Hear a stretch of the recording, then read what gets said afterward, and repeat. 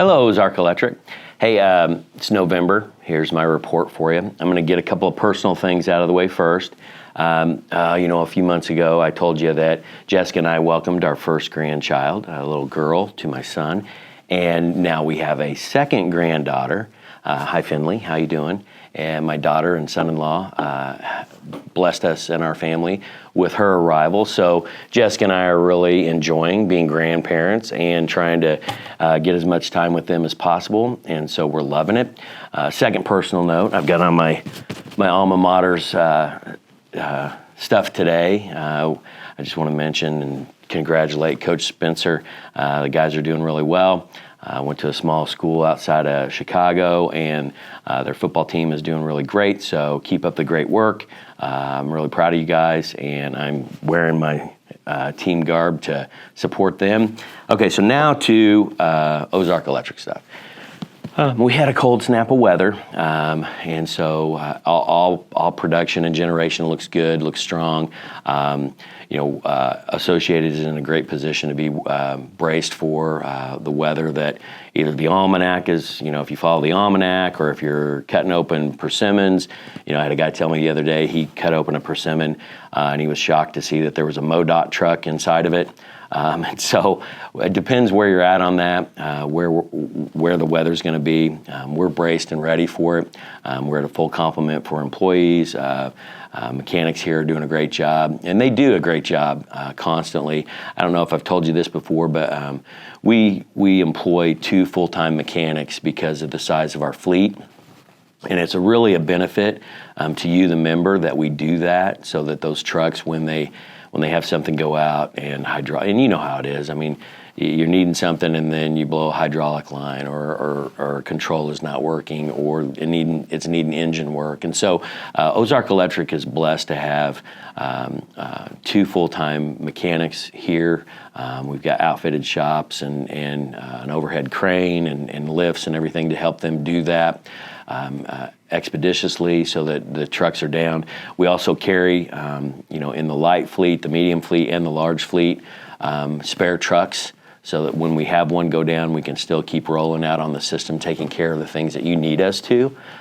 So that's just Warren's telling you that, because when we get into the weather changing and what winter's going to do, and even throughout the year, I want you to know that that's the commitment that we make to making sure that we have trucks that you need rolling out on the system. And so we take care of that. We just got back. Our national organization, NRECA, National Rural Electric Cooperative Association, they break up the country into regions. We're part of Region 8. And they have regional meetings through, once a year, leading up to the great big annual meeting. And Region 8 and 10 combine and meet together. So what we do here is we have a rotation that our 9-director board sets up, so that 3 guys are up for going to the regional, 3 guys then are up to go to the national, 3 guys are off.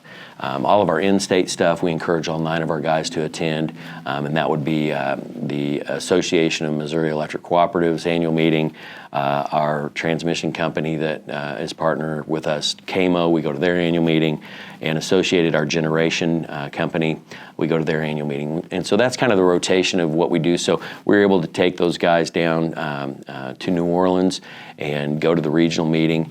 We take care of some business meetings down there. We go to general sessions. They have breakout sessions that talk about all various things that are within the industry. And so we go and do that, and then come back to the board and share to the full board what we learned at those things. If there's any trends that are coming across the country, we get to pick some of those things up from the Region 8 and 10 other states. So it's a good meeting. It's a pretty quick turnaround. We go down, have a full day, and then a morning session, and then we come back home. And so we do that to help educate the directors as to what's happening outside of our little pocket of District 4 in Southwest Missouri. It helps them be really well-rounded. It gets them exposed to what's happening in other states in the co-op world. And so we were able to do that and come back. You'll remember last month I told you that Associated and KMO would be having discussions with their boards on what are the pressures financially within the energy sector to generate, transmit, and then deliver electricity to your homes. And so they've done that. They're going to need to have a rate increase, and so we are taking a close look at that. We have been doing it. We've kind of compiled what we need to do for members of Ozark Electric, and so we're continuing to finalize that, and we'll release that. You'll know that the first of the year. Nothing would go into effect until April 1, as is our custom. Preliminarily, though, you've seen that kilowatt demand on your bills residentially.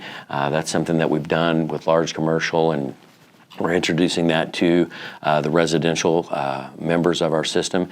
And so that component now will have $1 affixed to that. Introducing that is going to help us with some of the billing determinants that we've always historically been billed from our G&T. That will help us mirror that through to the member. We haven't had that type of technology available to us on a large scale to be able to do that, or we would have probably introduced it years ago. That's going to allow us to be more accurate in what we do financially for tracking what we have available to us, and what we do to recoup what we get billed from KMO. Excuse me. So that's coming. But introducing that residential demand is going to allow us the opportunity to reduce the kilowatt hour rate. And so that's going to drop. And then facilities, which is the grid, the Ozark Electric grid, that will probably see movement in it too. So I wanted to tell you, I told you that whenever we knew, I'd let you know as soon as possible.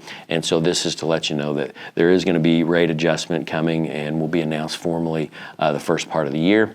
To close with, it was already budgeted. It's in the hopper to do, and so the board took action to retire capital credits. So you'll start receiving those capital credits in December to close out the year. That's about all we've taken financially for action most recently. To close, I just want to wish you guys a happy Thanksgiving with family and friends and great food and just being around the ones you love. Really take the time to cherish those relationships. They're the most important thing in my life, I know. And so I'm looking forward to it. I always love having family around and getting to break bread with them. And it's a good momentum booster. My morale always improves around the holidays. And so just from us to you, happy Thanksgiving.